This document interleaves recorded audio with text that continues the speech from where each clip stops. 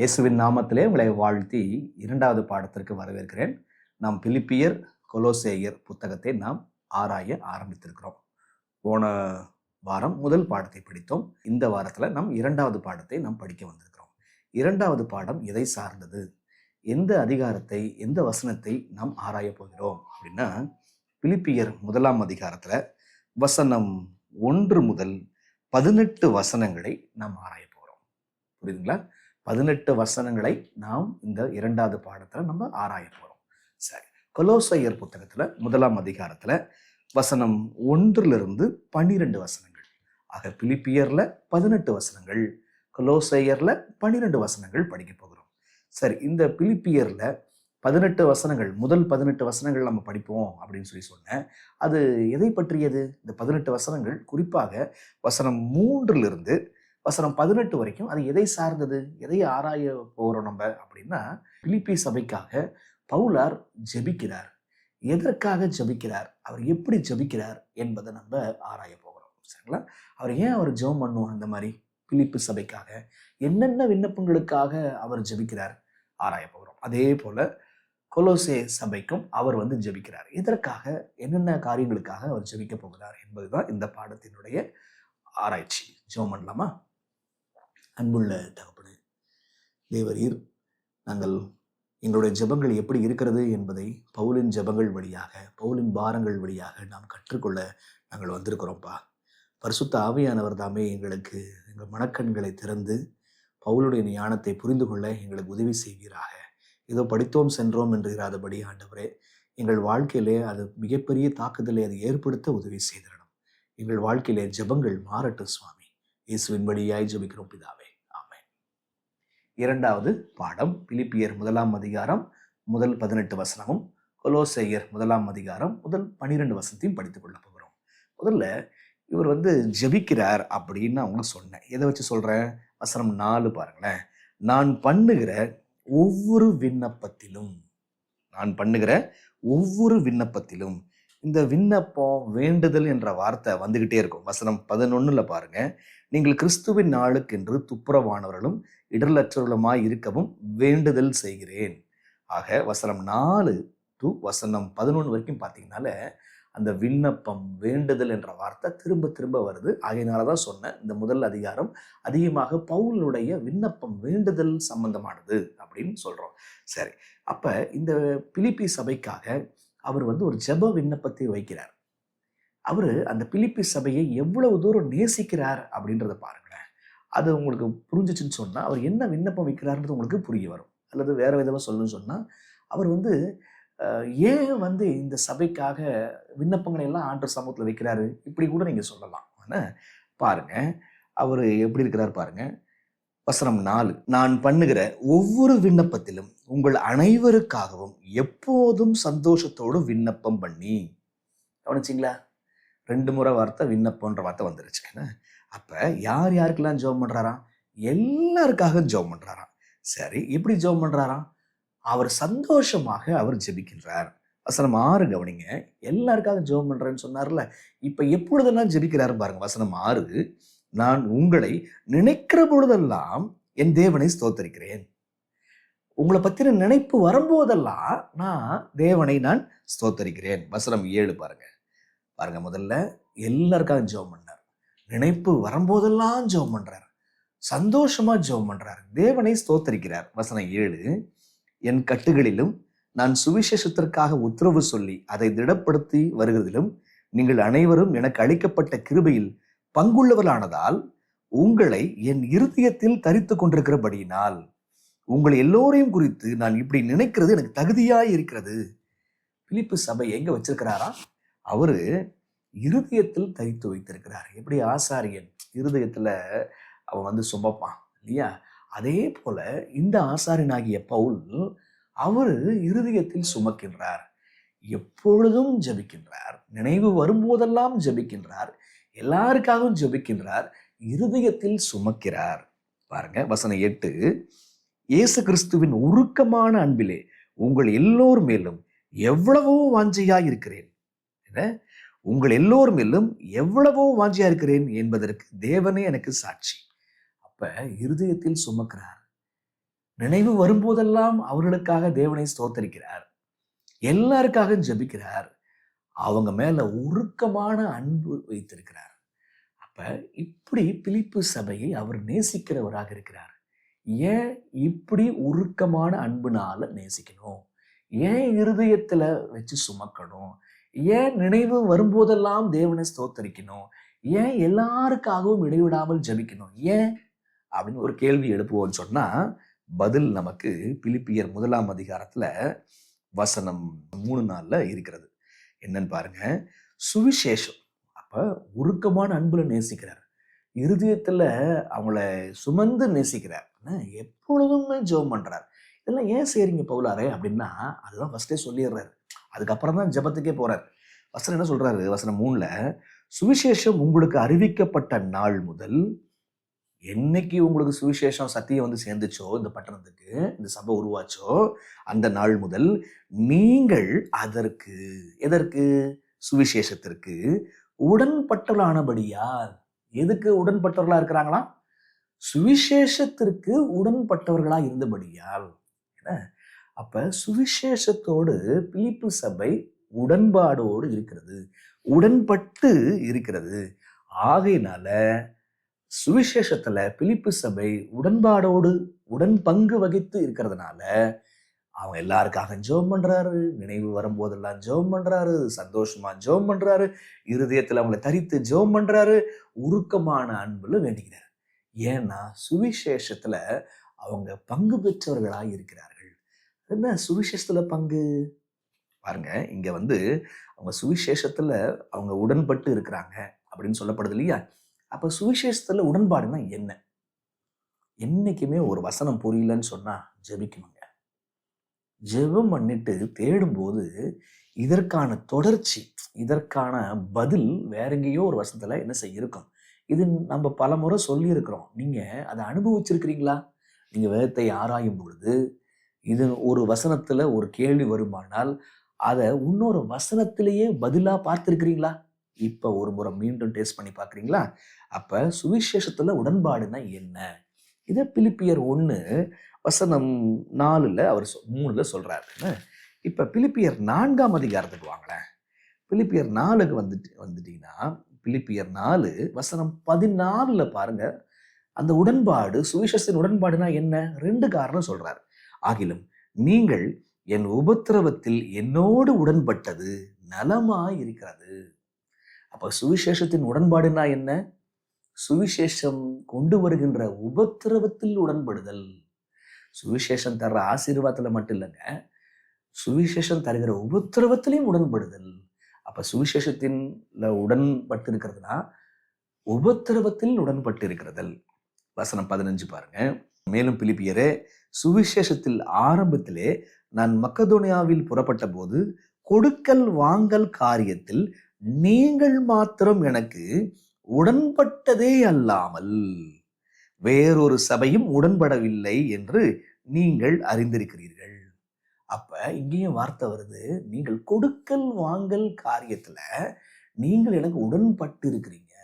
அப்ப சுவிசேஷத்தில் உடன்பாடுனா என்ன அர்த்தம்?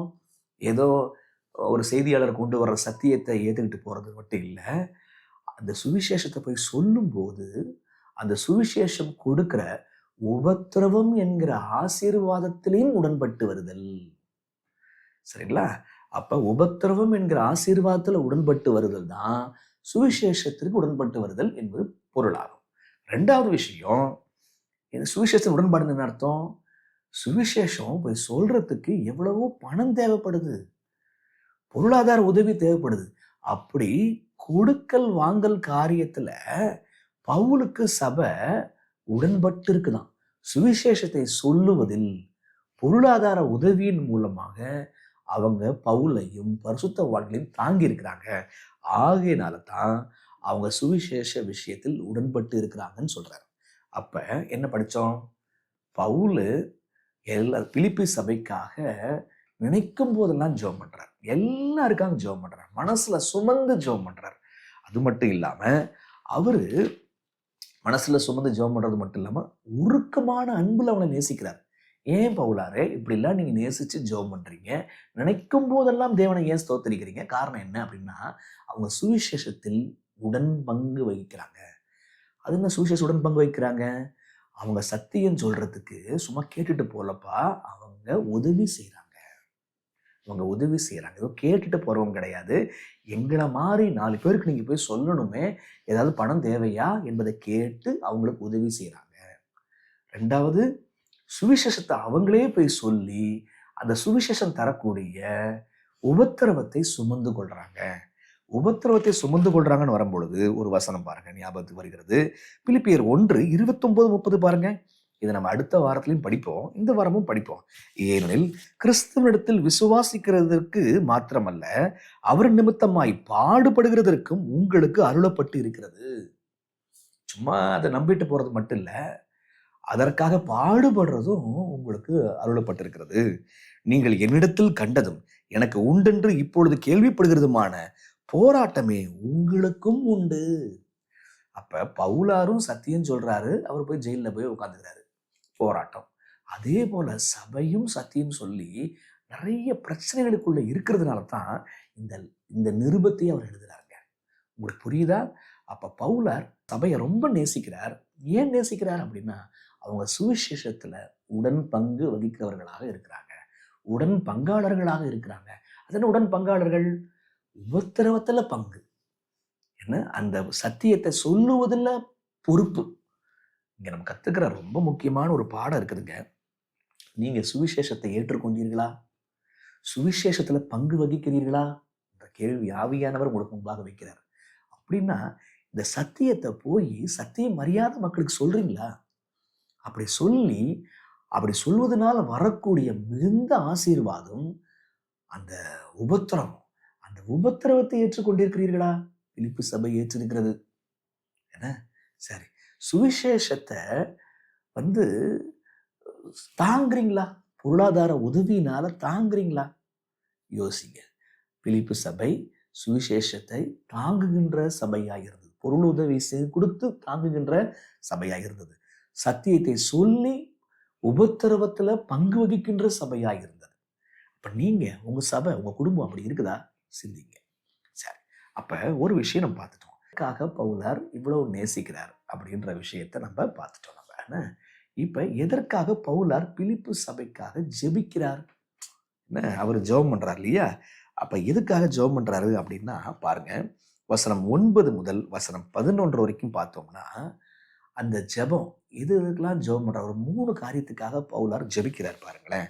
வசனம் 9, மேலும் உத்தமமானவைகளை நீங்கள் ஒப்புக்கொள்ளத்தக்கதாக உங்கள் அன்பானது அறிவிலும் எல்லா உணர்விலும் இன்னும் அதிகமாய் பெருகவும். என்னவா? உங்க அன்பானது அறிவிலும் உணர்விலையும் பெருகணும். உணர்ச்சியில் அல்ல, உணர்வுல பெருகணும். அப்போ உங்க அன்பு நல்ல ஞானமான அன்பாய் இருக்க வேண்டும். அதுதான் உங்கள் அன்பு அறிவுல உணர்வுல அது இருக்கணும். ஏதோ உணர்ச்சி பொங்குகின்ற அன்பு, அவங்க எழுதாங்கன்னு நம்ம எழுதும், அவங்க சிரிச்சாங்க நம்ம சிரிச்சோம், அப்படி இல்லை. நல்லா சிந்திச்சு செய்யக்கூடிய அன்பா இருக்கணும். உங்கள்ட்ட அன்பு, இயல்பான அன்பு இருக்குது. அந்த அன்போடு கூட ஞானத்தை சேர்த்துக்கோ, அன்போட கூட அறிவை சேர்த்துக்கோ, அன்போட கூட உணர்வை சேர்த்துக்கோ. அப்ப ஒரு சபை, ஒரு குடும்பம், ஒரு தேவனால் மீட்டு கொள்ளப்பட்ட ஒரு ஆத்துமா முதல்ல என்ன வேணும்னா, நீ அன்பாய் இருப்பா. என்ன, நீ முதல்ல அன்பாயிரு. அந்த அன்புல அறிவுள்ள அன்பாயிரு. அறிவில்லா அன்பு இல்ல, அறிவுள்ள அன்பு வேண்டும் அப்படின்னு சொல்லிட்டு பவுலார் சொல்றார். இப்ப பாருங்க, 2வது பாருங்க, வசனம் 10, தேவனுக்கு மகிமையும் துதியும் உண்டாகும்படி. என்னவா? தேவனுக்கு மகிமையும் துதியும் உண்டாகும்படி. எப்போ மகிமையும் துதியும் போய் சேருதான்? இயேசு கிறிஸ்துவினால் வருகிற நீதியின் கனிகளால் நிறைந்தவர்களாகி. முதல் அன்பானது அறிவிலும் உணர்விலும் பெருக கடவது. இப்ப அடுத்தது பாருங்க, இயேசு கிறிஸ்துவால் வருகின்ற நீதியின் கனிகளால் நிறைந்தவர்களாய் இருக்க வேண்டும். முதல்ல அன்பு, அறிவுள்ள அன்பாய் இருக்க வேண்டும். உங்களுக்கு அறிவுள்ள அன்பு வேணும்னு நான் ஜெபம் பண்ணிக்கிறேன் அப்படின்றாரு. 2வது, நீங்கள் நீதியின் கனிகளால் நிறைந்திருக்க வேண்டும். தேவனுடைய குணங்களால் உங்களுக்கு நிரம்பி இருக்கணும்னு நான் ஜெபம் பண்ணிக்கிறேன் அப்படின்றாரு. 3வது பாருங்க, நீங்கள் கிறிஸ்துவின் நாளுக்கென்று துப்புரவானவர்களும் இடரலற்றவர்களாகவும் இருக்கவும் வேண்டுதல் செய்கிறேன். என்னவா? நீங்கள் துப்புரவா இருக்கணும். என்ன? கிறிஸ்துவின் நாளுக்கென்றுன்னு சொல்லி போட்டிருக்கிறாங்க. இன்னும் மிக சிறந்த மொழிபெயர்ப்பு என்னன்னா, கிறிஸ்துவின் நாள் மட்டும் நீங்கள் துப்புரவானவர்களாக இருக்க வேண்டும். கிறிஸ்துவின் நாள் மட்டும் பிறருக்கு இடரல் கொடுக்காமல் இருக்க வேண்டும். அப்ப உங்க அன்பு அறிவுள்ள அன்பாய் இருக்க வேண்டும். நீதியின் கனிகளால் நிறைந்திருக்க வேண்டும். பிறகு நீங்கள் கிறிஸ்துவின் நாள் மட்டும் பரிசுத்தமா இருக்கணும். இன்னொருத்தருக்கு எந்த தொந்தரவும் கொடுக்கக்கூடாது. என்ன? நன்மை தான் செய்யணும். இன்னொருத்தருக்கு தொந்தரவெல்லாம் நம்ம கொடுக்கக்கூடாது. என்ன? அப்ப உங்க அன்பு எப்படிப்பட்டதா இருக்கிறது? நம்ம கற்றுக்கொள்கின்ற 2வது பாடம், பவுலார் எப்படி ஜெபம் பண்றாரு பாருங்க. நீங்கள் ஒரு போதகரானால், நீங்கள் ஒரு ஊழியரானால், நீங்கள் ஒரு குடும்ப ஆசானானால், உங்க குடும்பத்துல, உங்க சபையில, உங்க சபையானது மக்கள் இப்படி அன்புல வளரணும் அப்படின்னு நீங்க ஜெபம் பண்ணியிருக்கிறீங்களா? நீதியின் கனிகளால் நிறைந்திருக்கணும்னு ஜெபம் பண்ணியிருக்கிறீங்களா? கிறிஸ்துவின் நாள் மட்டும் துப்புரவாய் சுத்தமாய் இருக்கணும், பிறருக்கு எந்த பிரச்சனையும் கொடுக்கக்கூடாது அப்படின்னு சொல்லிட்டு நீங்க ஜெபம் பண்ணியிருக்கிறீங்களா? என்ன? பவுலாரு அப்படி ஜெபம் பண்றாங்க. என்ன? புரிஞ்சுக்கணும். அப்ப பவுலார் ஏன் ஜெபம் பண்றார்? அந்த பிள்ளைகளுக்காக, பிலிப்பி பிள்ளைகளுக்காக அப்படின்றத பார்த்தாச்சு. 1. 2வது, என்னென்னத்துக்கெல்லாம் ஜெபம் பண்றார்? நீதியின் கனிகளுக்காக ஜெபம் பண்றார், துப்புரவுக்காக ஜெபம் பண்றார், இடரலற்றவர்களாக இருக்கிற ஜெபம் பண்றார். எல்லாவற்றுக்கும் மேலா, எல்லாவற்றுக்கும் அடிப்படையாக அன்புல அறிவுள்ள அன்பா இருக்க வேண்டும், உணர்வுள்ள அன்பா இருக்க வேண்டும் என்று அவர் ஜெபம் பண்றார். ஆக நம்ம சபையானது எவ்வளவு அறிவு பெற்ற சபையா இருந்தாலும் அன்புள்ள சபையா இருக்கிறதா? கொஞ்சம் யோசிச்சு பாருங்க. நீங்கள் எந்த சபையாக இருந்தாலும், எந்த உலகத்துல எந்த இடத்துல இருந்தாலும் நீங்கள் அன்புள்ளவர்களா இருக்கிறீர்களா? இந்த சத்தியத்தினுடைய மிகப்பெரிய விஷயமே அது வெளியில அன்பா வரணுங்க. பிறர் மீது கரிசனை வரணும். நம்ம தேவன் மீது இயல்பான அன்பு பொத்துக்கிட்டு வரணும். அந்த அன்பு உங்கள்கிட்ட இருக்குதா? அந்த அன்புல கொஞ்சம் போல அறிவும் இருக்கிறதா, ஞானம் இருக்கிறதா? யோசிங்க. சரிங்களா? இப்ப பவுலார் அடுத்த வசனம் 12 முதல் 18 வரைக்கும் அவர் ஒரு காரியத்தை சொல்றாரு. என்ன காரியம் சொல்றாரு பாருங்க. இப்ப 3வது விஷயத்துக்கு போறோம் நம்ம. என்ன? சகோதரரே, எனக்கு சம்பவித்தவைகள் சுவிசேஷம் பிரபலமாகும்படி ஏதுவா இருக்கிறது என்று நீங்கள் அறிய மனதாய் இருக்கிறேன். எனக்கு என்னமோ நடந்திருக்குது, அதனால சுவிசேஷம் பரவி இருக்குப்பா அப்படின்றாரு. என்ன நடந்துச்சு? அவர் எங்க இருந்து எழுதுறாரு? அவர் கட்டப்பட்டு எழுதுறார். கிறிஸ்துவுக்காக உபத்திரவப்படுத்தப்பட்டு சிறைவாசத்துல அவர் எழுதுறார். அப்ப இந்த சிறைவாசத்தை குறித்து பிலிப்பி சபை ரொம்ப வரி பண்ணியிருப்பாங்க போல் தெரியுது. அதனால அந்த சிறைவாசத்தை குறித்து சொல்றாரு பாருங்க. இந்த வசனம் 12 முதல் 18 வரைக்கும் வாசிக்கிறேன். அதுல ஒரு 3 காரணம் சொல்றாரு. எப்படி சத்தியம் என்னுடைய சிறையிலிருந்து போகுது? 3 காரணம். இதை பார்த்தீங்கன்னா இந்த மனுஷன் பவுல் இருக்கிறானே, அவன் எப்படி சிந்திக்கிறான்? இப்படிலாம் கூட சிந்திக்க முடியுமா? ஒருவேளை இந்த கட்டை, இந்த துன்பத்தை, இந்த சிறைவாசத்தை இப்படி பார்க்கணுமா அப்படின்ற ஒரு கண்ணோட்டம் நமக்கு வரும் பாருங்களேன். உங்களுக்கு புரியுதுங்களா? வசனம் 12 முதல் வசனம் 18 வரைக்கும் அவர் சிறைவாசத்தை எப்படி பார்க்கிறார்? இன்னும் சிறைவாசத்தினால ஏற்படக்கூடிய 3 நன்மைகள் என்ன? அதுவும் 3வது நன்மை இருக்கு பாருங்க. நல்லா குறிப்பா கவனிச்சுக்கணும். இந்த மனுஷன் எப்படிதான் இதெல்லாம் யோசனை வருதுன்னு தெரியலங்க. ஆண்டவர் நன்றி சொல்லணும், நம்ம காப்பி அடிக்கணும் அந்த விஷயத்தெல்லாம். வாங்க, 1வது காரணம், அரண்மனை எங்கும் உள்ளவர்கள் மற்ற யாவருக்கும் என் கட்டுகள் கிறிஸ்துவுக்குள்ளான கட்டுகள் என்று வெளியரங்கமாகி. அப்ப சிறைவாசம் எதுக்காக வச்சாங்க? சத்தியம் சொன்னாரு, தேவையில்லாம இவர் போட்டு நாட்டு மக்களை குழப்பறாருன்னு கொண்டு போய் அங்க வச்சாங்க. அங்க போய் வச்சதுனால சத்தியம் சொல்ல முடியாம போயிருச்சா அப்படின்னா அவர் என்ன சொல்றாரு? அரண்மனை எங்கும் உள்ளவர்களுக்கும் மற்ற யாவருக்கும் என் கட்டுகள், என்னுடைய கட்டுகள் கிறிஸ்துவுக்குள்ளான கட்டுகள் என்று வெளியரங்கமாகி. அப்ப அங்க அரண்மனையில உள்ளவர்களுக்கும் மற்றவர்களுக்கும் நான் சத்தியம் சொல்றதுக்கு ஏதுவாயிற்று. நான் ஏன் கட்டப்பட்டு இருக்கிறேன்? நான் ஏன் இந்த சிறைவாசத்துக்குள்ள வந்திருக்கிறேன்? கிறிஸ்துவ குறித்து பேசுவதற்கு எனக்கு ஒரு வாய்ப்பு கிடைச்சிச்சு. அப்ப நான் வெளியில எங்கெங்கோ மார்க்கெட்ல, சபையில, வீடுகள்ல, தெருக்கள்ல பேசினேன். ஆனா இந்த சிறையில உள்ள மக்கள்கிட்ட நான் பேச முடியலையே. சிறை காப்பாளர்கள்ட்ட பேச முடியலையே, சிப்பாய்கள்கிட்ட பேச முடியலையே, அதெல்லாம் சொல்றதுக்காகத்தான் ஆண்டவன் கொண்டு வந்திருக்கிறார் போல் தெரியுது. எப்படி யோசிக்கிறார் பார்த்தீங்களா? நாளைக்கு ஒரு சிறைவாசம் மீதமான சபைக்கு வரப்போகிறது. அப்ப நீங்க நானு இந்த மாதிரி யோசிக்கணுங்க. ஐயோ ஊழியம் போச்சே இல்லை, எங்கு போட்டாலும் ஊழியம், எங்கு டிரான்ஸ்ஃபர், நாளைக்கு வேற ஒரு இடத்துல போட்டிருக்காங்க டிரான்ஸ்ஃபர், எங்கு போட்டாலும் மன ரம்யமாக அங்கேயும் நாம் ஊழியம் செய்கிறவர்களா இருக்க வேண்டும். அதுதாங்க விஷயம்.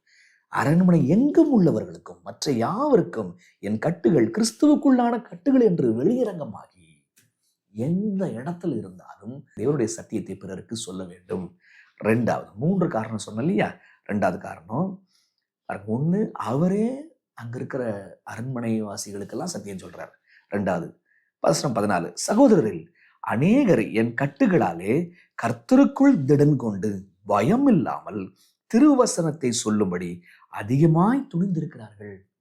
பவுலுடைய கட்டுக்களை, பவுலுடைய உபத்திரவ காரியங்களை பார்க்கும் பொழுது கொஞ்சம் பலவீனமாய் பயந்து போன ஆத்துமாக்களா இருப்பாங்கல்ல, அவங்களுக்கு அந்த பயம் போய் சத்தியத்தை சொல்லுவோம்பா, நம்ம அடிபட்டாலும் பவுல் மாதிரி அடிபடுவோம் பரவாயில்ல அப்படின்ற துணிச்சல் வந்துருச்சு. இன்னைக்கு அந்த மாதிரி ஒரு உதாரணம் இன்னைக்கு நம்ம சபையில தேவையா? மீதமான திருச்சபையில தேவையா? பவுலாருடைய இம்ப்ரிசன்மெண்ட், சிறைவாசம் போல இன்னைக்கும் சிறைவாசத்துக்குள்ள யாராவது போவாங்கன்னா அதனால மற்றவர்கள் சத்தியத்தை பலமாய், சத்தியத்தை அது துணிஞ்சு சொல்றதுக்கு மன்னிக்கும், பவுல அவர் உபத்திரவப்பட்டது போல, சிறைவாசத்துக்கு போனது போல மற்றவங்க துணிந்து சொல்லுவதற்கு ஏதுவாக இருந்தது. அப்ப நமக்கு ஒரு உபத்திரவம் வரும்போது அந்த உபத்திரவத்தில் எப்படி நடந்துக்கிறோம் அப்படின்ற விஷயத்த கரெக்டாக கொண்டு போய் ஆண்டவர் போய் அந்த ஆத்மாட்ட சேர்ப்பார். உங்களுக்கு புரியுதா? ஒரு உபத்திரவத்துல நீங்க கடந்து போகும் பொழுது, நீங்க தேவனோட கூட அந்த அக்னி ஜுவாலையை கடக்கும் பொழுது, யோர்தான அந்த உபத்திரவத்தை நீங்க கடந்து புரண்டு ஓடுகின்ற யோர்தானை கடந்து நீங்க போகும் பொழுது, அதே மாதிரி ஒரு பிரச்சனை உலகத்துல யாரோ ஒரு ஆத்மாக்கு வரும் பொழுது நம்மளுடைய சாட்சியை அதை கொண்டு போய் சேர்ப்பாரு.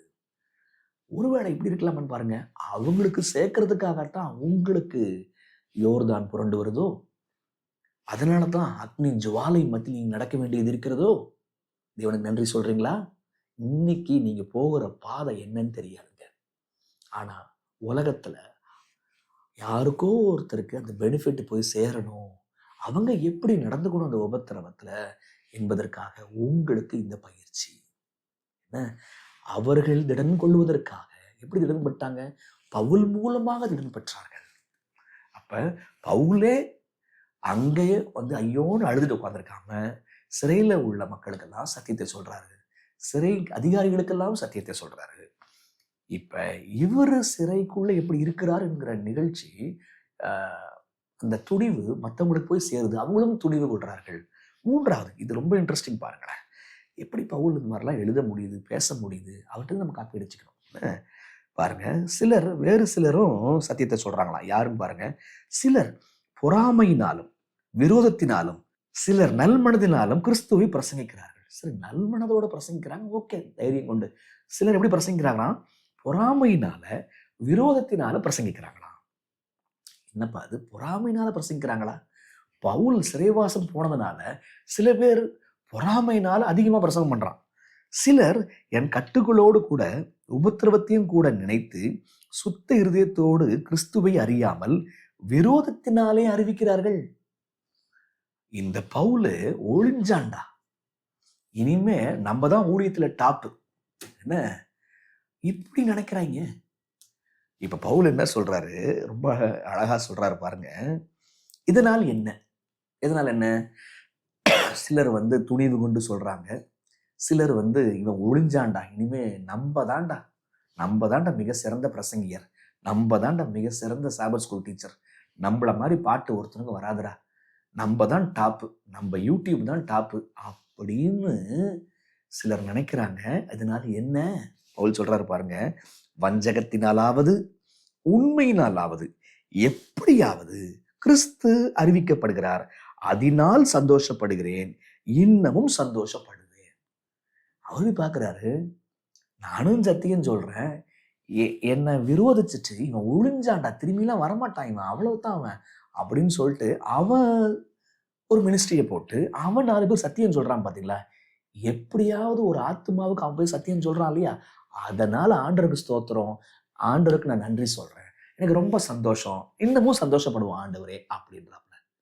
அப்ப பவுலுக்கு பிடிக்காதவங்க வளர்றாங்க, பவுல் ஒளிஞ்சு போகணும்னு நினைக்கிறாங்க. அப்ப பவுல் எப்படி பார்க்கிறார்? பவுல் என்ன பார்க்கிறார்? எனக்கு ஒரு நல் மனசோடு கூட சத்தியத்தை சொல்லல. என்ன என்ன நினைக்கணும்? முதல்ல அன்பை படி, அப்புறம் நீ ஊழியத்துக்கு போ, இப்படிலாம் பவுல் நினைக்கலங்க. பவுல் எப்படி நினைக்கிறாரு? எனக்கு உனக்கும் தானே சண்டை, ஆனா சொல்ற சத்தியத்தை கரெக்டா சொல்ற இல்லையா, போய் சொல்லு, அதனால 4 பேர் போய் திருந்துட்டோம். இந்த பவுலுடைய மனப்பான்மை உங்களுக்கு வந்துருச்சா? விசேஷமாக சத்தியத்தை சொல்லுகிற பிள்ளைகளுக்கு வந்துருச்சா? நீங்க சத்தியத்தை சொல்றீங்கன்னா, நீங்க ஒளிஞ்சு போட்டும் அப்படின்ற ஆட்கள் வளரணும்னு நீங்க நினைக்கிறீங்களா? எப்படியாவது அவங்க வழியா சத்தியம் போய் சொல்லுதுன்னு சொல்லிட்டு மனசார, உதட்டினால் அல்ல, மனசார நான் சந்தோஷப்படுகிறேன், இன்னமும் சந்தோஷப்படுவேன் அப்படின்னு சொல்றீங்களா? பவுல் எப்படி பிலிப்பி சபையை நேசிக்கிறாரு, எதுக்காக நேசிச்சாருன்னு படிச்சோம். பவுல் பிலிப்பி சபைக்கு எதுக்கெல்லாம் ஜெபம் பண்ணார்? அவர் ஜெபமே வித்தியாசமா இருக்கு. இப்ப பவுலார் சிறைவாசத்தை எப்படி பார்க்கிறார்? சிறைவாசத்தினால வரக்கூடிய நன்மை என்ன? நான் இங்கேயும் ஊழியம் செய்யறேன்ப்பா, நீ புரிஞ்சுக்கோ. வேறு சில பேர் ஊழியம் செய்யறாங்க, கேள்விப்படுறேன், சந்தோஷம். சில பேர் விரோதத்தினால் செய்யறாங்க, பரவாயில்லப்பா, எனக்கு அவங்களுக்கு தான் சண்டை, சத்தியம் போகுதே, பரவாயில்ல, போய் நீ போய் சொல்லு போ, என்னைக்காவது என்ன புரிஞ்சுக்கோ, ஆண்டவரை புரிஞ்சுக்கிட்டல, போயிட்டே இரு அப்படின்றார். அப்ப யோசிச்சு பாருங்க, எப்படி இந்த ஒரு பார்வை பவுலுக்கு கிடைச்சிச்சு.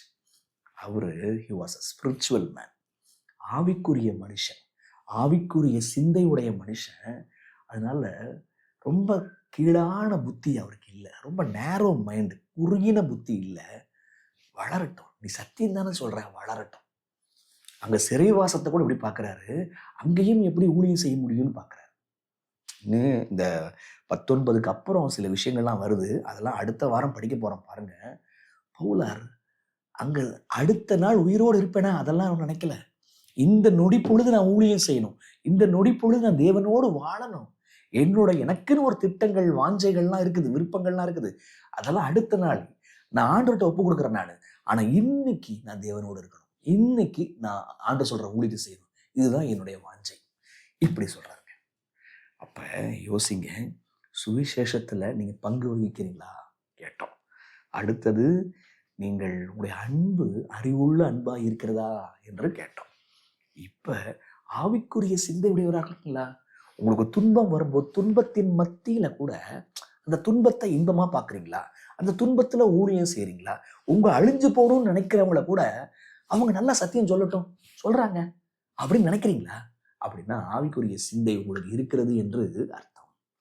இதுதாங்க பிலிப்பியர் சபைக்கு அவர் ஜபிக்கிற விதம். எதுக்காக ஜபிக்கிறாரு பார்க்குறேன். இப்போ கொலோச சபைக்கு வருவோம், கொலோசியருக்கு வருவோம். கொலோசியர் 1ஆம் அதிகாரத்துக்கு வந்தீங்கன்னா, இங்க அவர் ஒரு 3 காரியத்துக்காக நன்றி சொல்றார். வசனம் 3, 4, 5 3 காரியத்துக்காக நன்றி சொல்றாரு. 3 காரியம் என்ன நான் படிக்கிறேன், நீங்க கண்டுபிடிச்சிருவீங்க. இது இயேசுவின் மேல் உள்ள உங்கள் விசுவாசத்தையும் பரிசுத்தவான்கள் எல்லோரும் மேலுள்ள உங்க அன்பையும் குறித்து நான் கேள்விப்பட்டு. இங்கே 2 விஷயம் வந்துருச்சு, கவனிச்சிங்களா? உங்க விசுவாசம், பரிசுத்தவான்கள் மேல நீங்க வச்சிருக்கிற அன்பு, பரலோகத்தில் உங்களுக்காக வைத்திருக்கிற நம்பிக்கையின் நிமித்தம். பரலோகத்துல உங்களுக்காக வைக்கப்பட்டிருக்கிற நம்பிக்கையின் நிமித்தம் நம்முடைய கர்த்தராகிய இயேசு கிறிஸ்துவின் பிதாவாகிய தேவனை தோத்திரம் செலுத்தி எப்பொழுதும் உங்களுக்காக வேண்டுதல் செய்கிறோம். வேண்டுதல்ன்ற வார்த்தை கவனிச்சிங்களா? அதான் இந்த லெசனே வேண்டுதல் தான். எதுக்காக வேண்டுதல் செய்யறாங்க, எதுக்காக துதிக்கிறாங்க, அதுதான். இப்ப பாருங்க, பரிசுத்தவான்கள் மீது வைக்கப்படுகின்ற அன்புக்காக ஸ்தோத்திரம், தேவன் மீது வைக்கப்பட்டிருக்கிற விசுவாசத்திற்காக ஸ்தோத்திரம், பரலோகத்துல உங்களுக்காக நம்பிக்கை இருக்குது என்பதை நீங்க நம்பிட்டு இருக்கிறீங்களே, அதுக்காக ஸ்தோத்திரம். பரலோகத்துல உங்களுக்காக வைத்திருக்கிற நம்பிக்கையின் நிமித்தம் நான் தேவனுக்கு, இப்படிப்பட்ட ஆட்களுக்கு பரலோகத்தில் நம்பிக்கை இருக்குது அப்படின்னு சொல்லிட்டு பவுலார் நினைத்து இந்த 3 காரியத்துக்காக ஸ்தோத்திரம் செலுத்துறார். ஒன்று அன்பு, மற்றொன்று விசுவாசம், இன்னொன்று நம்பிக்கை. இந்த நம்பிக்கை பரலோகத்துல இருக்கிறது அப்படின்னு சொல்லிட்டு நம்ம பார்க்கிறோம் பாருங்க.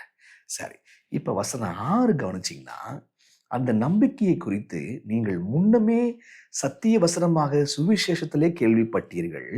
அந்த சுவிசேஷம் உலகம் எங்கும் பரம்பி பலன் தருவது போல. என்னவா? உலகம் எங்கும் பரம்பி பலன் தருவது போல. அந்த காலத்திலேயே உலகம் எங்கும் பரம்பி இருக்கு சத்தியம். அதையும் எண்ணி பார்த்து அவர் நன்றி சொல்றார். அப்ப சுவிசேஷமானது உலகம் எங்கும் பரம்பி பலன் தருவது போல உங்களுக்குள்ளேயும் அது பலன் தருகிறது. அதற்காக நான் நன்றி சொல்லுகிறேன்.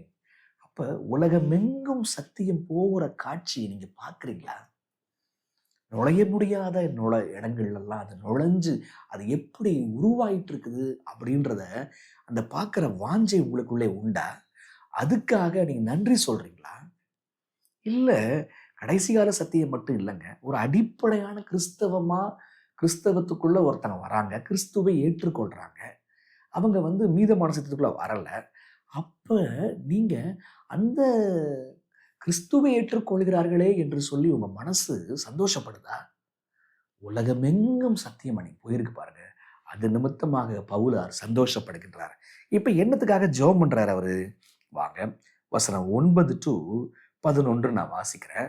அவர் எதுக்காக ஜெபம் பண்றார்? இங்கேயும் கூட பாருங்க, அங்க பிலிப்பி சபைக்கு என்ன ஜெபம் பண்ணாரோ கிட்டத்தட்ட அதே போல இங்க ஒரு காரியம் நடக்குது பாருங்க. என்னன்னு பாருங்க, ரொம்ப இன்ட்ரெஸ்டிங் விஷயம். இது நிமித்தம் நாங்கள் அதை கேட்ட நாள் முதல் உங்களுக்கு இடைவிடாமல் ஜெபம் பண்ணுகிறோம், வேண்டுதல் செய்கிறோம் சொல்றாரு, ஸ்தோத்திரம் செய்கிறோம் சொல்றாரு. இப்ப இதெல்லாம் கேள்விப்பட்டதுனால உங்களுக்காக நாங்கள் ஜெபம் பண்றோம். என்ன ஜெபம் பண்றோம்? நீங்கள் எல்லா ஞானத்தோடும். இந்த ஞானம் என்ற வார்த்தை அங்க இப்படியே வந்துச்சு. அன்பு எதுல வளரணும்னாரு? அன்பு அறிவிலும் உணர்விலும் வளரணும்னாரு. அந்த வசனம் எங்க படிச்சோம்? கமெண்ட்ஸ்ல போடுங்க. இங்க அதே தான் இங்கேயும் சொல்றாரு. நீங்கள் எல்லா ஞானத்தோடும் ஆவிக்குரிய விவேகத்தோடும் எதுல? அவருடைய சித்தத்தை அறிகிற அறிவினாலே நிரப்பப்படவும். இந்த நிரப்பப்படவும் எங்கேயோ படிச்சோமே. எதுல நிரம்பணும்? பிலிப்பி சபையை கொஞ்சம் பாருங்க. கொலோசு சபையில அவருடைய அறிகிற அறிவினால நிரம்பணும். filled with the knowledge of God. இங்க filled with the will of God. அவருடைய சித்தத்தை அறிகிற அறிவினாலே நீங்கள் நிரப்பப்படணும். அப்ப முதல் நீங்க என்ன சொல்றாருன்னா பவுலாரு, நீங்க ஞானத்தோட அறிவோட இருக்கணும். எதுல ஞானம், எதுல அறிவு? தேவனுடைய சித்தம், உங்களுக்காக தேவனுடைய சித்தத்தை நீங்க புரிஞ்சுக்கணும். உங்களுக்கு புரியுமா? உங்களுக்காக தேவனுடைய சித்தம் என்னன்றது உங்களுக்கு தெரியுமா? ஒரு தேவன் இந்த விஷயத்துல தேவனுடைய விருப்பம் என்ன, தேவனுடைய திட்டம் என்ன? ஒரு கார் வாங்கலாமா? ஒரு வீடு கட்டலாமா? ஒரு ஒரு திருமணம் பண்ணலாமா? யாரை திருமணம் பண்றது என்ன? அப்ப ஒரு இடம் மாறலாமா? இப்படி இருக்கும்போது அது தேவனுடைய சித்தம் என்ன? அந்த சித்தத்தை நீங்க கண்டுபிடிக்கிறது உங்களுக்கு தெரியுமா? கொலோசே சபைக்கு பவுலார் சொல்றாரு, தேவனுடைய சித்தத்தை அறிகிற அறிவுல நீங்கள் நிரப்பப்படணும். எந்த காரியம் எடுத்தாலும் இது தேவனுடைய சித்தமா? கிறிஸ்து சொல்றாருல, என்னுடைய சித்தம் அல்ல உங்களுடைய சித்தமே ஆக கடவுள். அப்ப அவர் சித்தம் அல்ல. சித்தம்னா திட்டம், விருப்பம். அப்ப அந்த திட்டத்தை, விருப்பத்தை, ஏன் விருப்பம் ஏன் திட்டம்லாம் கிடையாது, உங்க விருப்பம் என்ன அப்படின்னு கேட்கிற அந்த குணம் உங்கள்கிட்ட இருக்கா? நம்மள்ட்ட இருக்கா? அப்படி கேட்கும் பொழுது ஆண்டவர் பதில் கொடுப்பாருல்ல. ஆண்டவர் எப்படி பதில் கொடுப்பாரு? அந்த சித்தத்தை எப்படி கண்டுபிடிச்சிக்கலாம்? 4 இடத்துல நீங்க போய் தேடி பார்த்தீங்கன்னா கண்டுபிடிச்சிக்கலாம். ஒன்று, சித்தம் என்ன அப்படின்னா, நீங்கள் பரிசுத்தம் உள்ளவர்கள் ஆக வேண்டும் என்பதே தேவனுடைய சித்தம். எப்படி பரிசுத்தம் ஆகுவது? அவருடைய சத்தியத்தை அறிவீர்கள், சத்தியம் உங்களை பரிசுத்தமாக்கும் இல்ல? அப்ப சத்தியத்தின் மூலமா பைபிள்ல அவருடைய சித்தம் இருக்குது. இந்த காரியத்தை செய்யலாமா வேணாமா, இந்த காரியத்தை வாங்கலாமா வேணாமா, இந்த காரியத்தை எடுக்கலாமா வேணாமா, அது எங்க இருக்குது? பைபிள்ல இருக்குது. ஆனா பைபிள் யாரோ ஒரு வரலாறை சொல்லுது. ஆனா உங்களுடைய இன்னைக்கு நீங்க சந்தித்து வருகின்ற மிகப்பெரிய தேவைக்கு பதிலாக இருக்கிறது.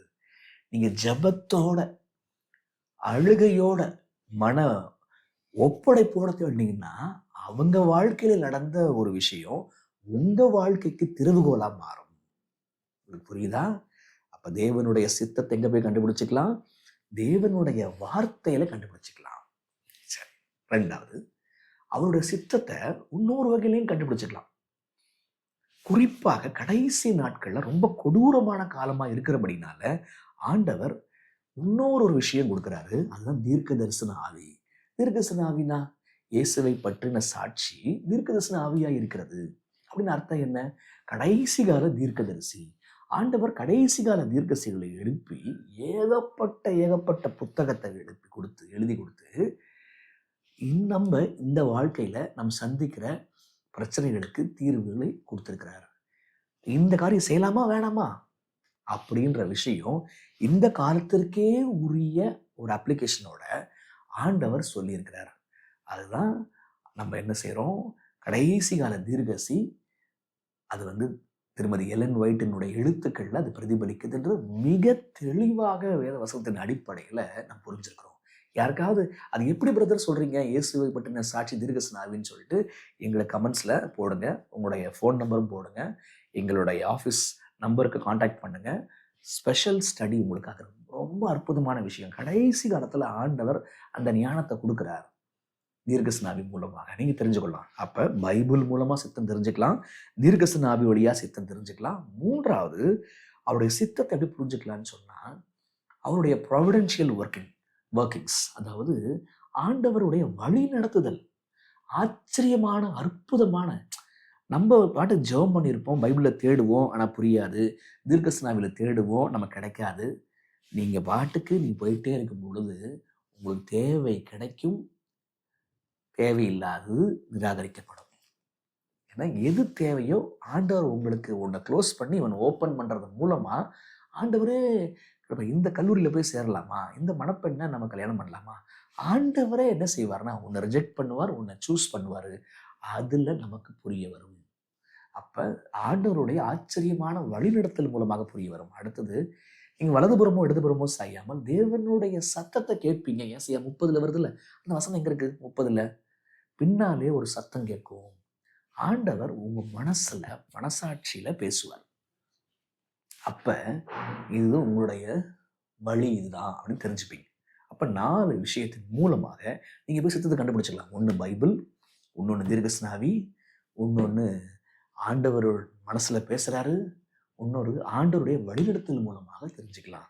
இதுதான் கொலோசு சபைக்கு சொல்றாரு, நீங்கள் அவரை அறிகிற அறிவு, அவருடைய சித்தத்தை அறிகிற அறிவினால நிரப்பப்படுங்கள். அடுத்தது இன்னொன்னு பாருங்களேன், வசனம் 10, சகலவித நற்கிரியைகளும் ஆகிய கனிகளை தந்து.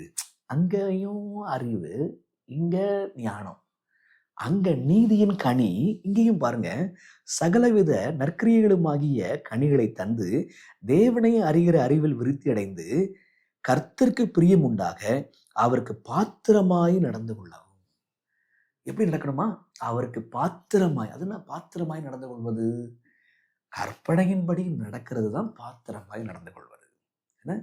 அப்ப சித்தத்தை அறிகிற அறிவில் நிரம்பணும், பாத்திரமாய் நடந்து கொள்ளணும். அடுத்தது வசனம் 11, சந்தோஷத்தோடு கூடிய எல்லா பொறுமையும் நீடிய சாந்தமும் உண்டாவதற்கு மகிமையான அவருடைய வல்லமையின்படி எல்லா வல்லமையால் பலப்படவும் உங்களுக்காக வேண்டுதல் செய்கிறேன்.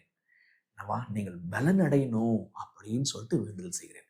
சித்தத்தை புரிஞ்சுக்கணும், புரிஞ்சுக்கிற அறிவினால் நிரம்பணும். அடுத்தது நீங்கள் நடக்கணும், அதாவது பாத்திரமாக நடக்கணும். இப்ப நீங்க பலன் அடையணும், சகல வல்லமையினாலும் நீங்க பலன் அடையணும். அப்ப பாருங்க, சும்மா புரிஞ்சுக்கிறது மட்டும் இல்ல, நடக்கணும். நடப்பதற்கு பலன் தேவை, சகல விதமான பலத்தினால நீங்கள் நிரம்பணும் அப்படின்னு சொல்றாரு. ஆக நம்ம தேவனுடைய சித்தத்தை நாம் புரிஞ்சிருக்கிறோமா?